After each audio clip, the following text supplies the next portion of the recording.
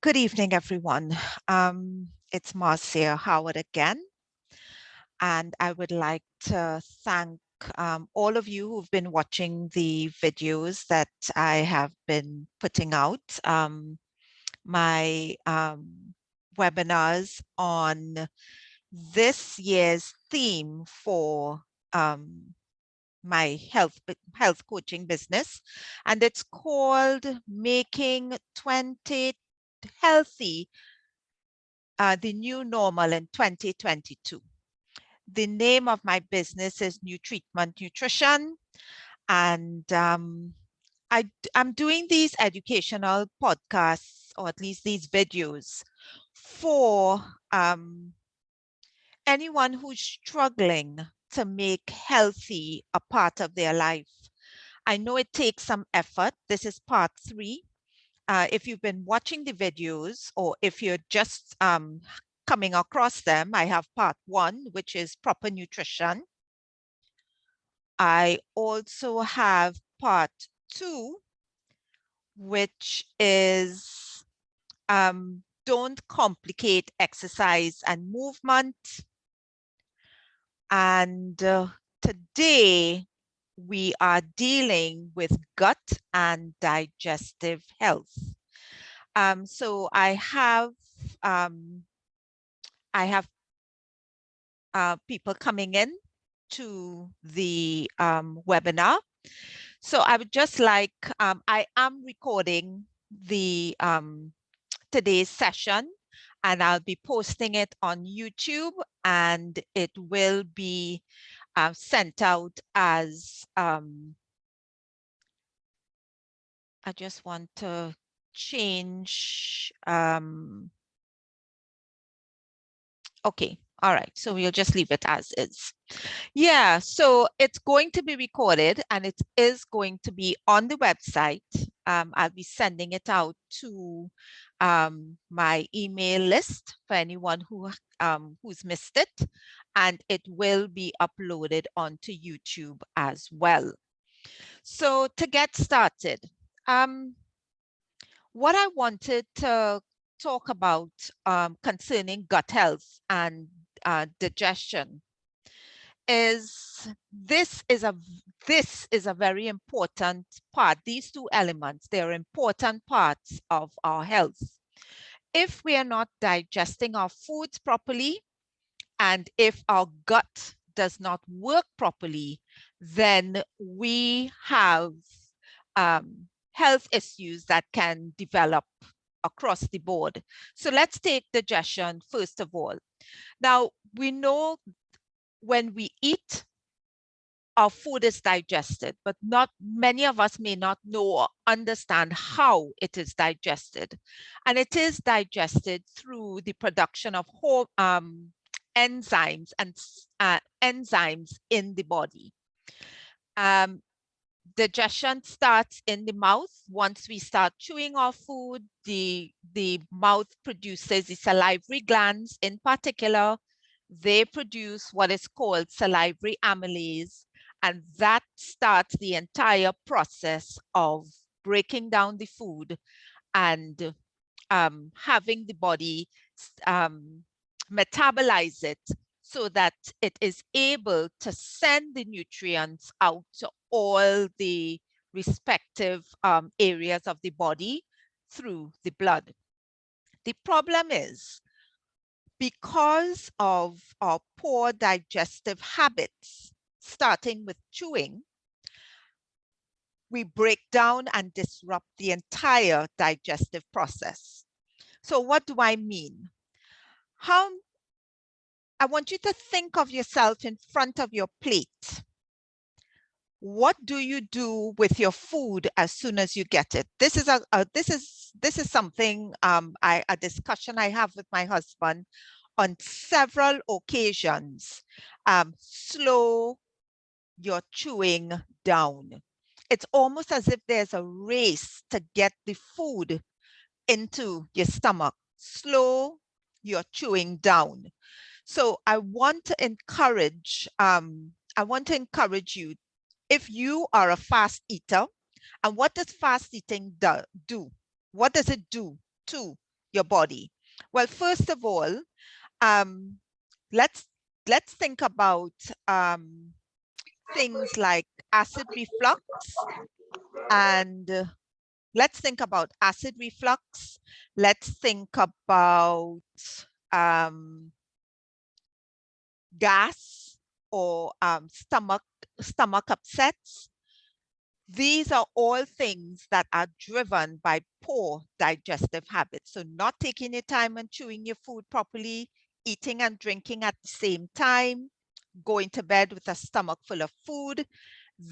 These are all some of the reasons why we experience digestive upsets over time. It is like a slow leak that eventually takes a massive wall down. If you have water that's undermining a wall, and that water continues to seep under that wall over time, it does not happen overnight. It happens years. As we get older, we begin to notice how our body changes, how our digestive system reacts to certain foods that we eat.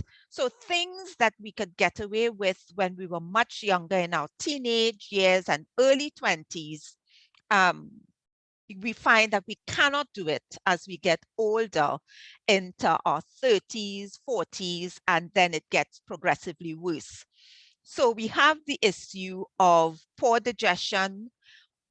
Once we bombard the body, so for instance, with too many carbohydrates, and the body is constantly producing insulin, which is a hormone that helps to regulate blood sugar levels.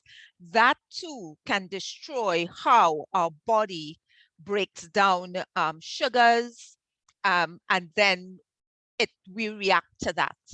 So what exactly are digestive enzymes? Digestive enzymes are proteins that break down larger molecules like fats, protein, and carbs into smaller molecules that are easier to be absorbed across the small intestine. So then let's have a look at the lower part of our digestive system.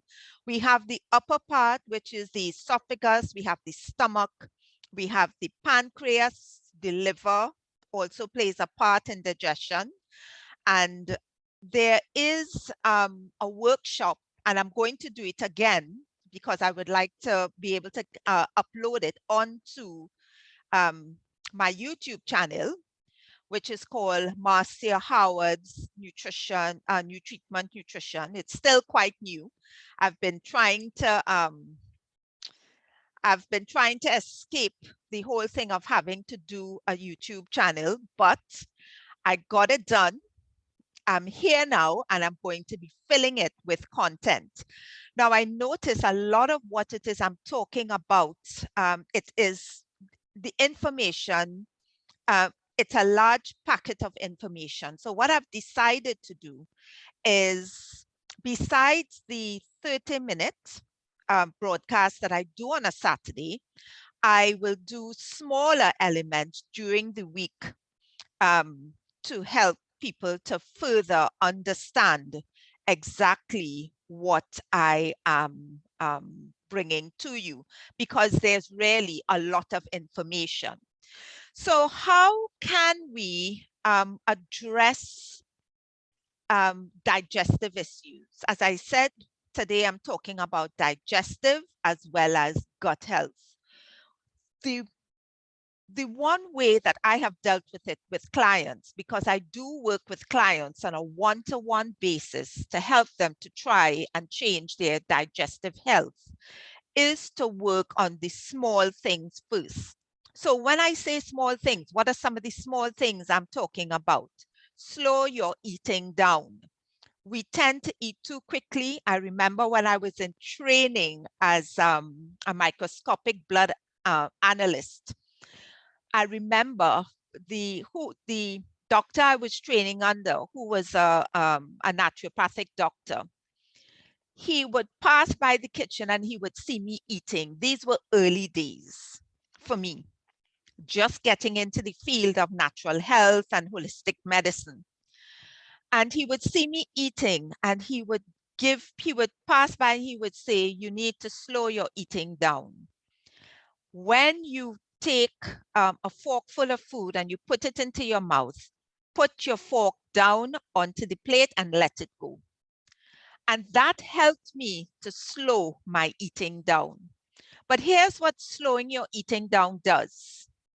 It helps your brain to communicate with your gut. And yes, they talk to each other.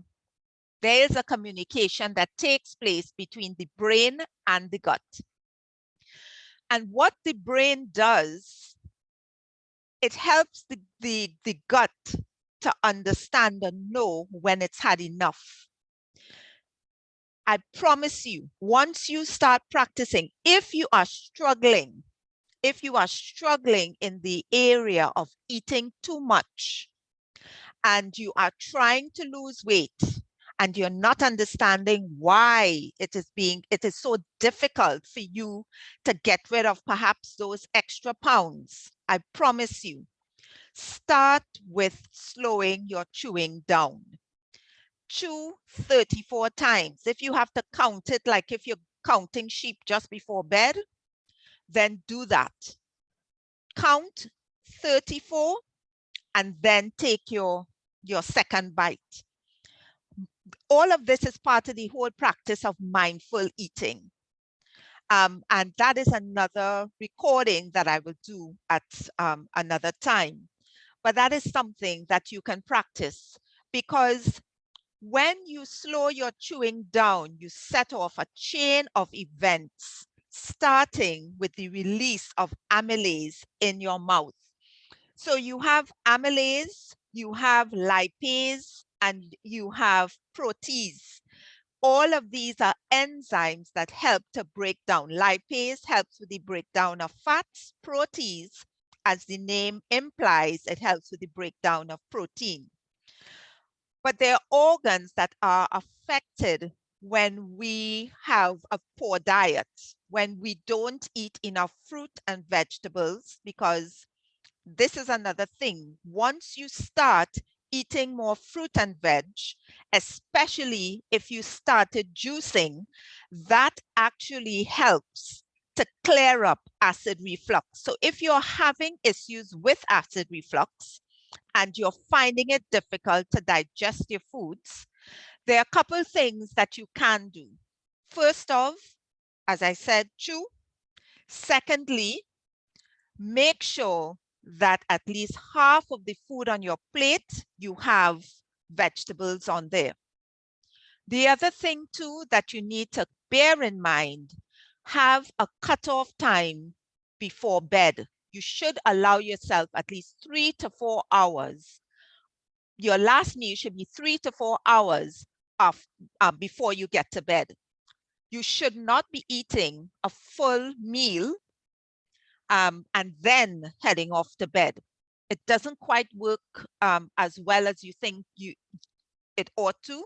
When you're young, you can get away with that. But as you get older, into your 40s, 50s, and 60s, then you realize it becomes more and more difficult to digest that food, and it interrupts your sleep.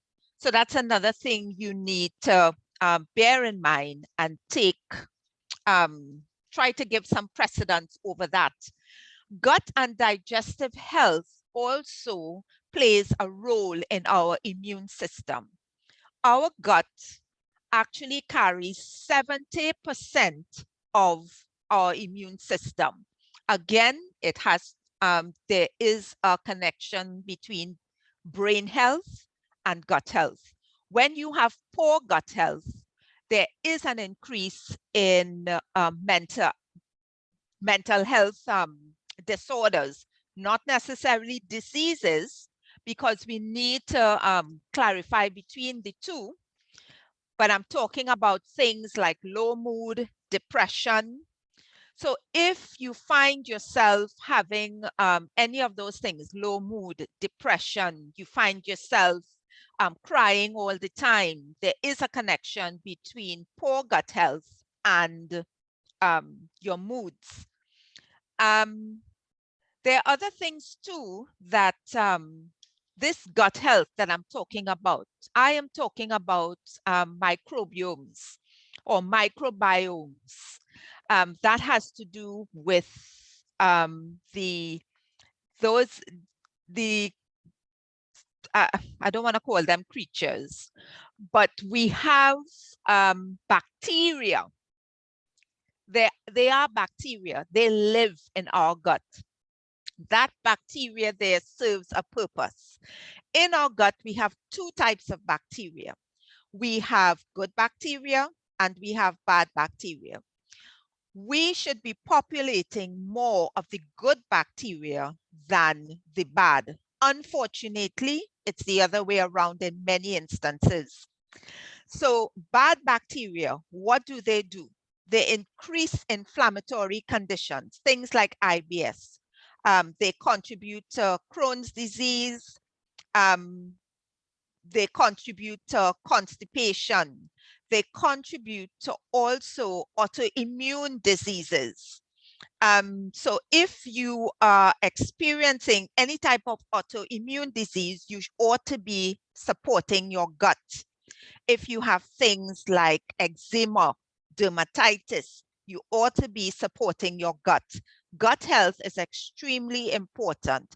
Chronic constipation, again, you need to look at your gut.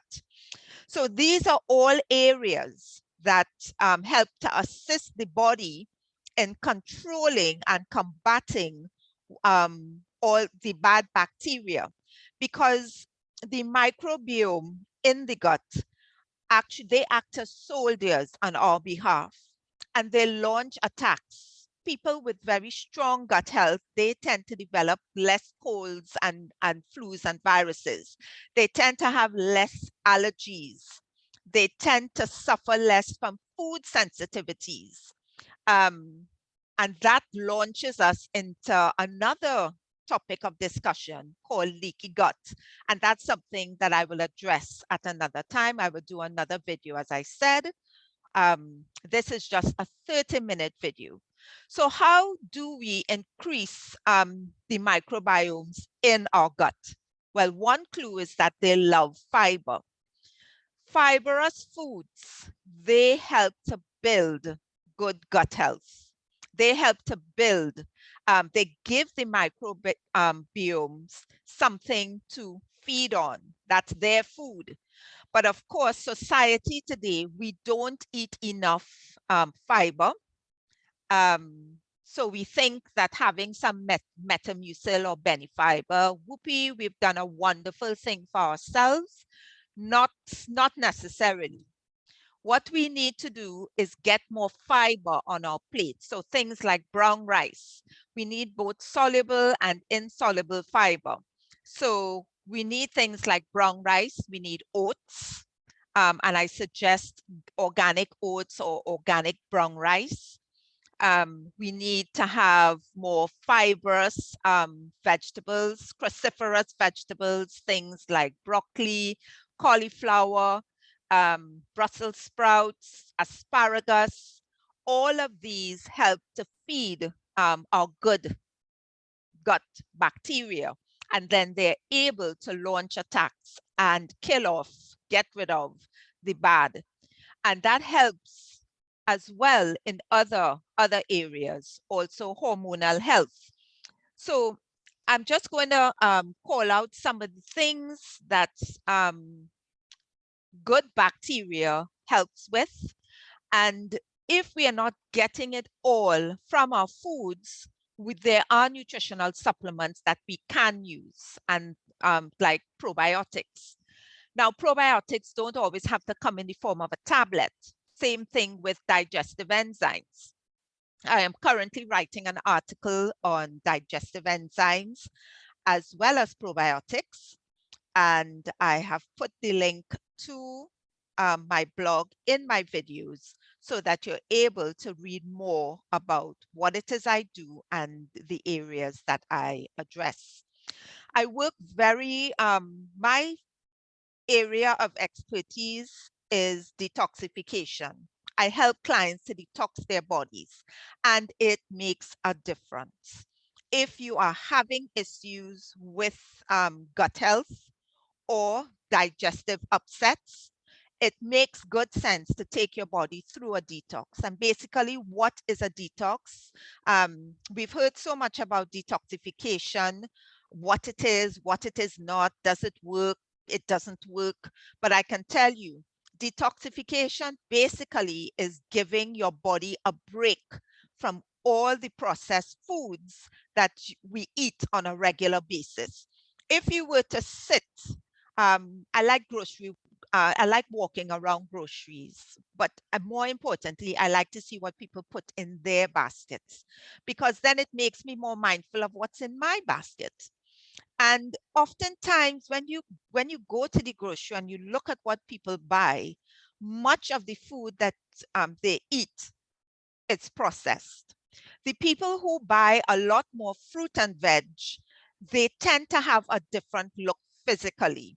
They tend to be a lot slimmer.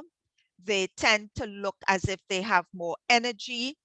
They may not be as slow, and it really does make a difference what we eat, or what we call food. Not all food provides us with the nutrition that we need. So what do probiotics do, or adding foods that give or have probiotic properties in them? And I'll tell you what those foods are shortly. So it helps to assist with weight loss. I spoke about constipation, diarrhea, irritable bowel syndrome. It helps to improve cardiac disease risk. Yes, there are studies that have been done and published over the last 5 years that show there is a link between cardiovascular health and gut health. It improves chronic inflammation. So if you are experiencing inflammatory conditions such as rheumatoid arthritis, bursitis, any sort of inflammatory condition like that, body pains, all of these things can be addressed through your gut. Joint pains, increasing nutrient absorption in the digestive tract. And this is so very true for especially vitamin B12, which is essential to us for brain health. It helps with the immune system. The elderly especially tend to have very low levels of vitamin B, and vitamin B also helps with mood. It's even linked to Alzheimer's. Not having enough vitamin B causes us to have low energy, brain fog, but you need good intestinal bacteria to help to metabolize the foods that we eat to produce the vitamin B. So if you are having issues with any of these things, you can get me at my email address. That too will be at the bottom of the video, so that you can email me, or you can book a free 15-minute exploratory call with me. We can have a chat, and I can discuss with you how I can help in those areas. It helps to inhibit allergic and autoimmune responses. The developed countries, Western countries, there was a study that was done some years ago between allergy sufferers in Western countries and those in countries like Africa and India. The particular study was between Western countries and Africa.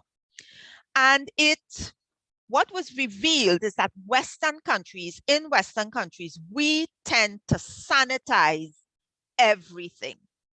We sanitize surfaces, we sanitize our homes, our children spend less time outside in the dirt.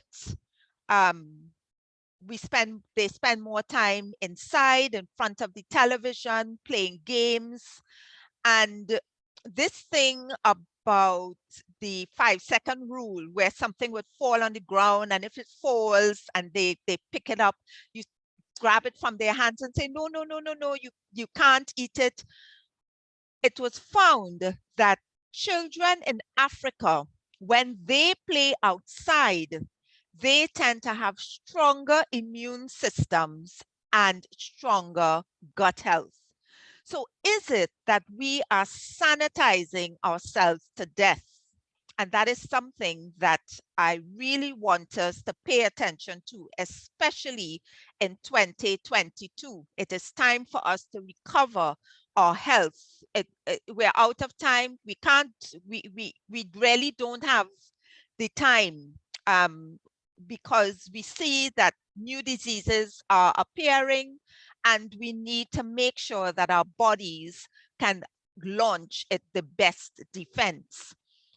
So that is something that I want us to consider. Preventing gastrointestinal symptoms associated with antibiotics. That's another thing that destroys our gut health. Antibiotics, we use antibiotics for everything and anything. And antibiotics, it's like an atomic bomb. An atomic bomb, when dropped, destroys the good and the bad with it.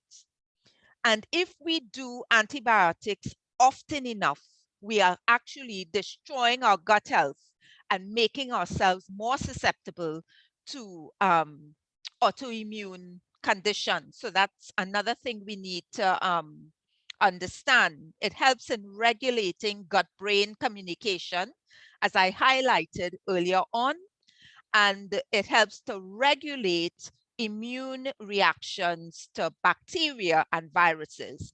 As again, I touched on it earlier on. As I said, it is a lot of information, but where can we get probiotics? And how do we get enzymes into our foods? So let me spend the next 3 minutes talking about that. We can get probiotics from fermented foods, things like sauerkraut, we have kimchi, we have miso. These are just some of the foods that we can get probiotics from. Cheese is another one. If you are lactose intolerant, then you can choose some of the other varieties. You have kefir, and kefir, you can get it from cow's milk, but they're also making kefir from coconut milk. Coconut oil is also a very good factor that helps with gut health. So I want to challenge you, if you are cooking with regular vegetable oils or soybean oils and you want to improve your gut health, I suggest that you definitely look at coconut oil, extra virgin or cold pressed coconut oil. So you have pickles. I remember years ago, we ate a lot more pickled foods. Foods were pickled for preservation. Not so much now. Our taste buds are changing. Why? Because we've grown a love for sugar. And sugar is something that destroys not only our gut health, but also digestive health. Putting sweet on top of a meal, having desserts. Western cultures, we tend to put desserts on top of a meal.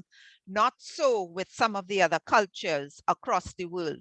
And when I look at the way cultures across the world eat, especially cultures in places like Vietnam and Thailand, dessert is not really a part of their culture. And they eat a lot of fiber, they eat a lot of foods that come off of the land, and every part of fruits, vegetables, even animals are consumed, and they have very diverse gut bacteria. And this is some of the protective qualities. So if we were to look at foods that actually help with, improving our digestion, we have foods like pineapple, pawpaw. When you buy over the counter or these supplements, digestive supplements, to use, and that's something I will do in a supplementary video. They all contain some of these ingredients. Putting avocado onto your plate when you're having a high-fat meal, avocado actually helps you to break down the fats in that meal so that the lipase breaks down the fats, and it helps the body to utilize it and absorb it much better. Apples are another fruit that actually helps with digestion, and the skin of the apple helps to improve gut health. So the old adage, an apple a day keeps the doctor away, there is truth in it. So I just hope that what you've heard today helps to encourage you. I try to pack as much information I can into my 30 minutes, but I will do supplementary videos, especially on this topic, because I know it was a very big topic to absorb. So thank you very much for joining me, those of you who did. And I will be posting it, as I said, on YouTube, as well as sending it out to you in an email. And I will be seeing you next Saturday, where we will be talking about prayer, meditation, and sleep. I'm combining those two because next week, Saturday, is my last for this month on these particular topics, but I would love to hear if there are any topics that you would like me to discuss or go even further into, and I will be expounding. I will announce my new topic for February, and then we will keep doing that for each month of 2022 until we make healthy our new normal. Thank you very much for joining.